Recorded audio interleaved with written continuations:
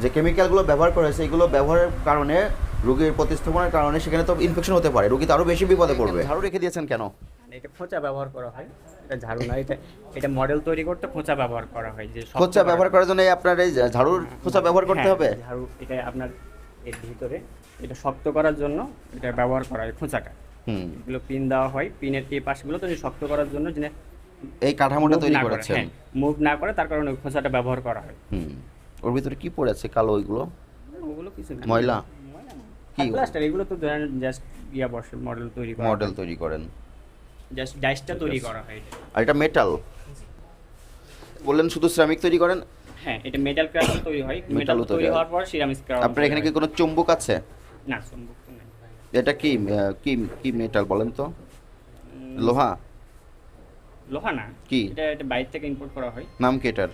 সম্ভবত সঠিক মনে সেটা তো বলতে হবে, আপনি নিজেই জানেন না এটা দিয়ে তৈরি আমার করছে। তো- লোহা দিয়ে তৈরি হয় এটা, কিন্তু না, না। দাঁতটা সেটআপ করার পরে সেখানে মরিচা পড়বে, ইনফেকশন হওয়ার সম্ভাবনা থাকবে। লোহা দিয়ে ম্যাগনেট তৈরি দিয়ে আমি করলে চেক তো করে আপনি- দেখবো, আমাদের কাছে তথ্য হচ্ছে দেখে তো আপনাদের এখানে অভিযানে আসছি।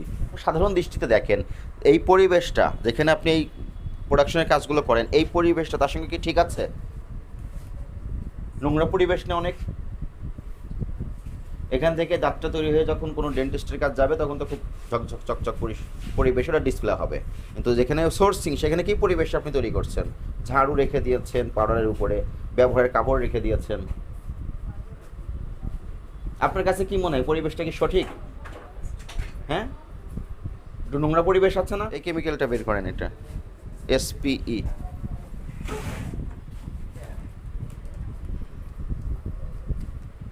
কি পাউডার এটা? এগুলো আসলে অথেন্টিক ইনগ্রিডিয়েন্টস কিনা তার কোনো প্রমাণ নাই।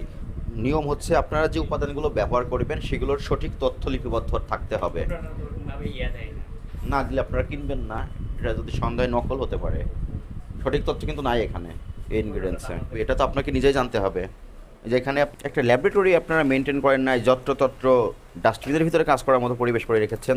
এই পাশে একটু তাকিয়ে দেখেন তো, এটা কি কেমিক্যাল? এটা আপনার রিজিং। হুম, রিজিং। ড্রেজিং। এগুলো কি? এগুলো দাঁত। এগুলো কি পুরনো যেগুলো ব্যাক আসে সেগুলো এবার রিসাইক্লিং করা হচ্ছে? না না, এগুলো আপনি কোথা থেকে পেয়েছেন? জি, এগুলোর ব্যাখ্যা দেন। এগুলো তো আপনার রাখা ব্যবহার করা হয় না, জাস্ট ব্যবহার যদি করা না হয় আপনি যেখানে তৈরি করেন ঠিক তার ডান সাইডে কেন রেখে দিয়েছেন? পুরোনোগুলো যেগুলো ত্রুটির কারণে ব্যাক আসে সেগুলোই আবার আপনার করে দেন। ব্যাক আসে না, এই যে এগুলো তখন কয়েকটা থেকে যায়। হুম। যে আপনার পেশেন্টের সবগুলো দাঁতই তো নষ্ট হয় না, যেটা বেশি হয়ে যায় এগুলো রেখে দেওয়া হয়। আপনারা এগুলো কোত্থেকে সংগ্রহ করেছেন? এটা সাপ্লাইয়ের কাছ থেকে। সাপ্লাইয়ের কাছে।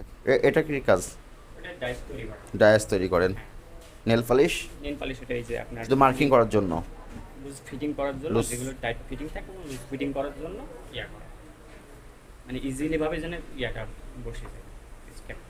তো সেক্ষেত্রে এই নেল পালিশটা মুখের ভিতরে যাচ্ছে না? না এখানে কি হয়, রান্নাঘরে তৈরি করেন? না, এই যে কাঠামো পড়ে আছে তো সব, ডাইসটা তৈরি করা হয়। ডাইস রান্নাঘরে কেন তৈরি হবে?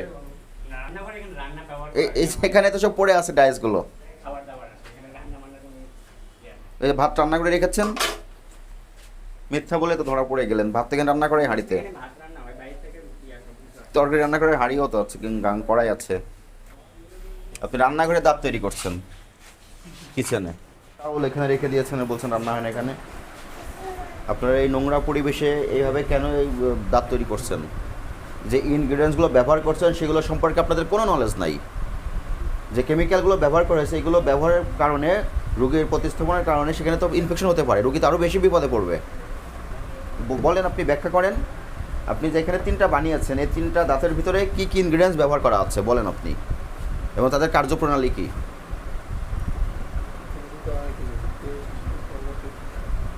আপনারা কোনো কিছুই জানেন না,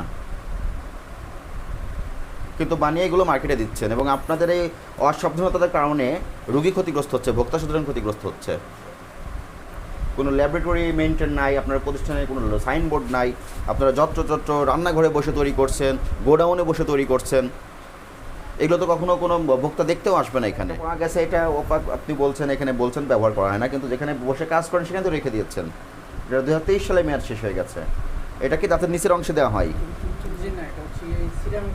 সিরামিকের ভিতরে দেওয়া হয়। তো সিরামিকের ভিতরে যত আপনি মেয়াদ উত্তীর্ণ ওই অপাক এই উপাদানটা দেন, সেটা আরও ক্ষতিগ্রস্ত হবে না? ওই উপাদানটা দেয় না, আমরা এখান থেকে ওটা সেম। মানে এটা সেম, এটা শেষ হয়ে গেছে আরো আগেই। আচ্ছা, আর এটা যে আপনি ব্যবহার করছেন এটা কতটুকু গুণগত মান সম্পন্ন? মেড ইন জাপান লিখে দিয়েছেন, এটা কি আসলে জাপানের? সবই আমাদের মালিক বলে। তাহলে মালিক যেখান থেকে কিনেছে সে ক্রয় রসিদ দেখাতে হবে, এবং যিনি জাপান থেকে ইম্পোর্ট করেছে সেই ইম্পোর্টের ডকুমেন্টস দেখাতে হবে। আর টাচ পয়েন্ট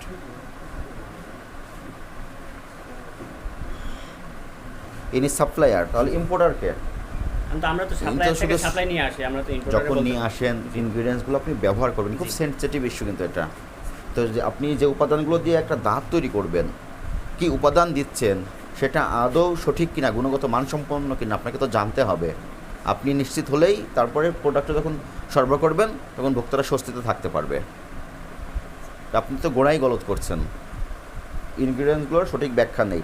সাপ্লায়ারের কাছ থেকে নিয়েছেন, তখন সাপ্লায়ারকে কেন আপনি কোশ্চেন করেন নাই যে আপনারা জাপান বলে বিক্রি করছেন, তাহলে ইম্পোর্টের তথ্য কোথায়? আপনাদের সঠিক পদ্ধতিতে আপনাদের সংশ্লিষ্ট যে সমস্ত আইন আছে আইন মেনেই আপনাদের উৎপাদন করতে হবে এবং বিক্রয় করতে হবে।